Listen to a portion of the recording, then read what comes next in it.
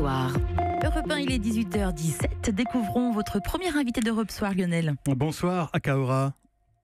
Bonsoir. Bonsoir. On dit Akaora ou Aka? J'ai lu qu'on pouvait t'appeler Aka également. Hein? Oui, on peut m'appeler Aka. Tu as 13 ans, tu es diabétique, Aka, un diabète de type 1, c'est-à-dire diabète insulinodépendant, et tu viens de réaliser un superbe exploit qui nous a frappé. Hein.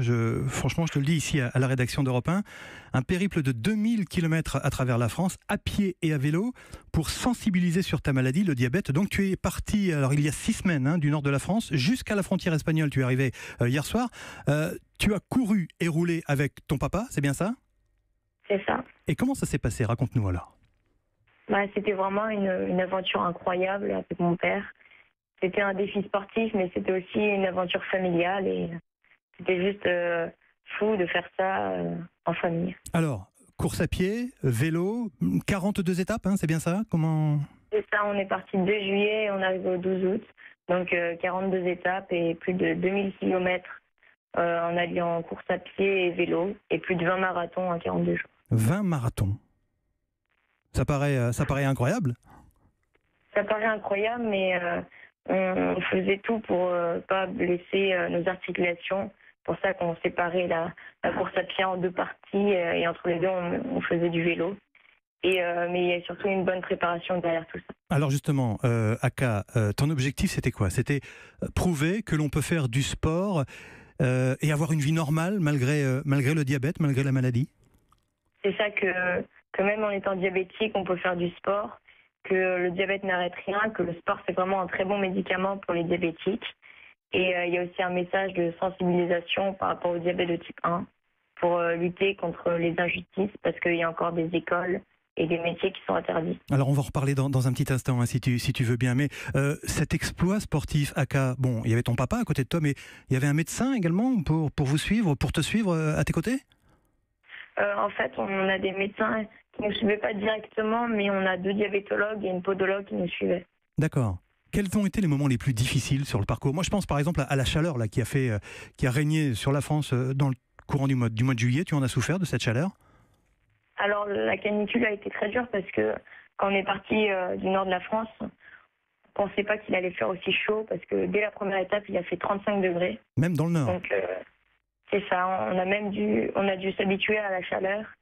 Et non, je pense que le moment le plus dur, c'était le matin pour repartir avec les courbatures et c'était un peu dur. Mais c'était dur physiquement, mais dans la tête, comme on dit pour les sportifs de haut niveau, toi tu avais le mental, c'est ça?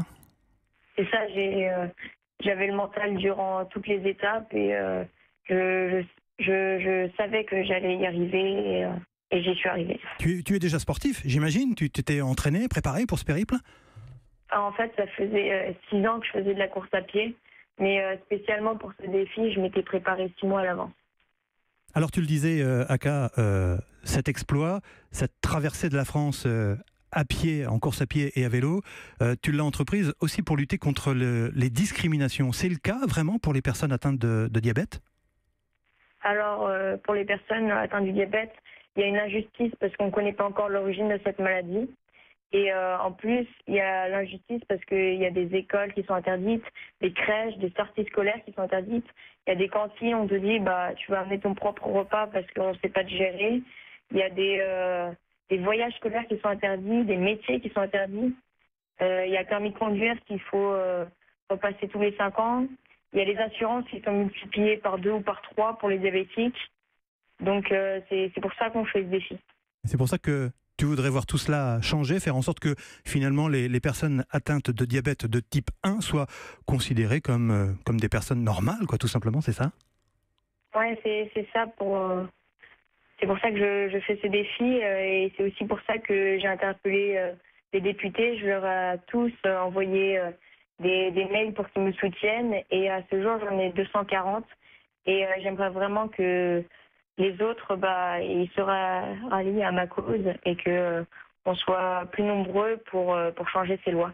Alors à tes côtés, Aka, il y a Eric, ton papa. Bonsoir Eric. Bonsoir. Beaucoup de fierté, j'imagine, pour ce qu'a réalisé votre fils. Oui, je crois que ça dépasse même le cadre de la fierté parce que ce qu'il a réalisé, c'est véritablement un exploit sportif. Je pense que oui, même adulte, voilà, sans diabète, courir 20 marathons à peu près à 6 minutes 50 de moyenne par kilomètre sous une chaleur torride. Il nous est même arrivé de courir avec un parapluie pour se trouver de l'ombre. C'est juste hallucinant, quoi. Quelles ont été les réactions sur votre chemin, sur votre route? Je crois savoir qu'il y a des élus qui sont allés à votre rencontre, etc.